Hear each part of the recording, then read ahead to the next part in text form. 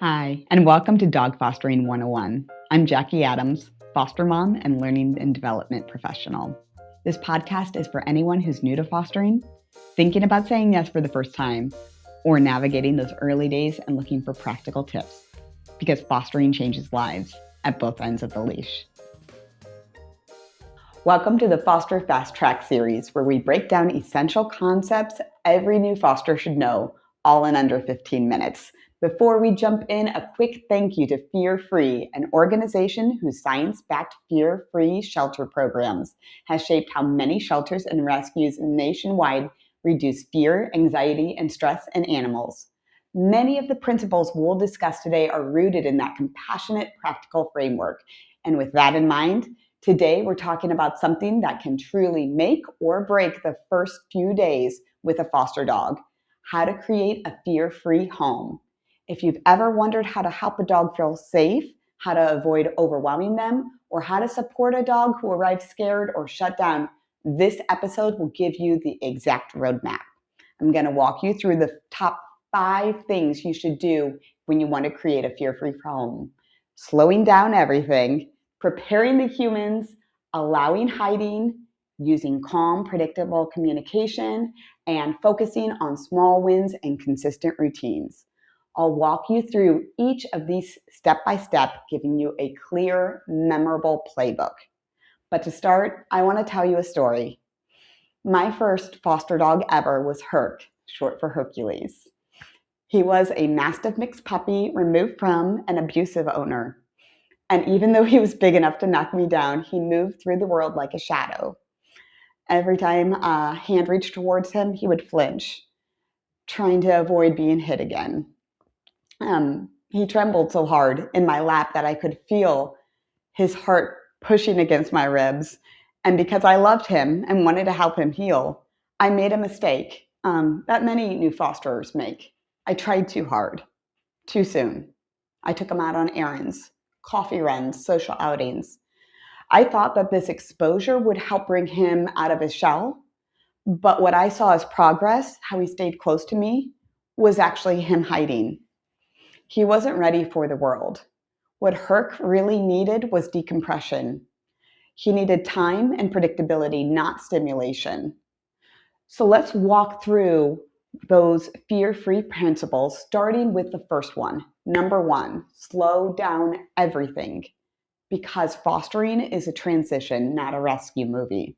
A lot of people imagine a dog arriving and instantly feeling grateful and affectionate. But many foster dogs can come in running on adrenaline and cortisol. Their bodies don't yet understand that they're safe. Fear-free behaviorists remind us that animals can't learn while they're still in that fight or flight mode. So the best thing you can offer in the first few days is calm consistency. Feed in the same place, move slowly, keep noise low, keep expectations even lower. This is how safety begins. Number 2, prepare your people before the dog arrives. Everyone is excited, but excitement can feel like chaos to a nervous dog.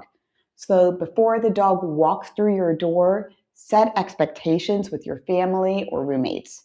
No crowding them, no hugging. There should be just one calm voice giving simple cues. Tone and motion matter far more than words.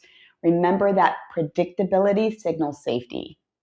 Number 3, allow hiding, because hiding is healing. If your foster dog disappears under a table or into a crate, don't coax them out. Fear-free shelters training cites studies showing that animals allowed to choose when to engage return to baseline heart rates faster. Hiding is decompression. Create a quiet zone, a covered crate, a corner bed, and let them decide when to approach. When Herc came out on his own, it wasn't because I encouraged him, it was because he felt ready. Number 4, speak softly and communicate predictability. A calm, low voice helps relax a dog. High-pitched or excited voice can increase arousal. Narrate your movements so nothing feels unpredictable. I'm walking past you. I'm opening the door. Dinner's ready. Fear Free calls this predictable handling, and it's one of the fastest ways to earn trust. Predictability turns an overwhelming world into one they can understand. Number 5, focus on small wins and consistent routines. In the early days, progress is quiet. Soft, gentle eyes, not the big, worried whale eyes, and not the stiff, staring eyes. Relaxed posture instead of crouching or a stiff body. A moment of curiosity instead of retreat. Fear Free's FAS scale, FAS stands for fear, anxiety, stress, is a great way to spot these micro shifts. And routines matter just as much. Dogs don't need perfect fosterers, they need consistent ones, with food, with walking, and with rest at the same times. Use the same doors and repeat the same phrases. Repetition rewires an anxious brain from vigilance into confidence. And here's something else that's important to keep in mind. Your home is their sensory classroom. Soft lighting, gentle sound, gradual exposure to new rooms, avoiding loud TVs, perfumes, or scented room sprays, all of these lower stress levels. Fear-free research links these environmental tweaks to faster emotional recovery. Comfort isn't just kindness, it's brain chemistry. And ultimately, awareness is where compassion becomes skill. Understanding what fear looks like and what safety feels like helps you respond with calm instead of confusion. It turns empathy into action and trust building. Hercules is living proof. He was adopted into an incredible home with 2 other dogs and a big yard, and now the goofy ham is part of the pack, playing, confident, full of joy. When we give dogs space to heal, they show us who they truly are. So let's bring this home. Here are the 5 things you now know about creating a fear-free environment for a newly arrived foster dog. First, slow everything down. It's a transition, not a movie, not a moment. Second, prepare the humans ahead of time. Third, allow hiding. It's the beginning of healing. Fourth, use calm, predictable communication. And fifth, celebrate small wins and lean into consistent routines. If you remember just these 5 things, you'll create the conditions where safety can take root and where real recovery can begin.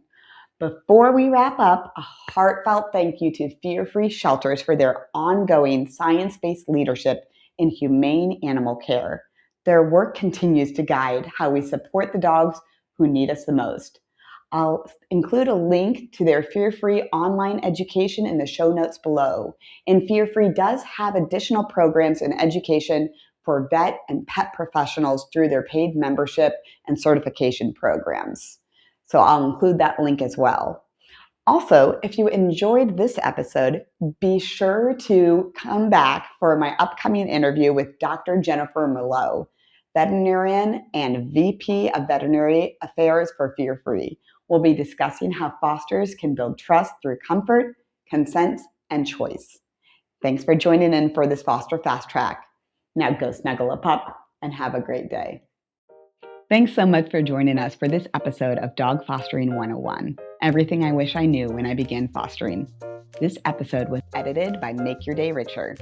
If you enjoyed it, please be sure to follow us and check us out on Facebook and Instagram. Now go cuddle a pup and have a great day.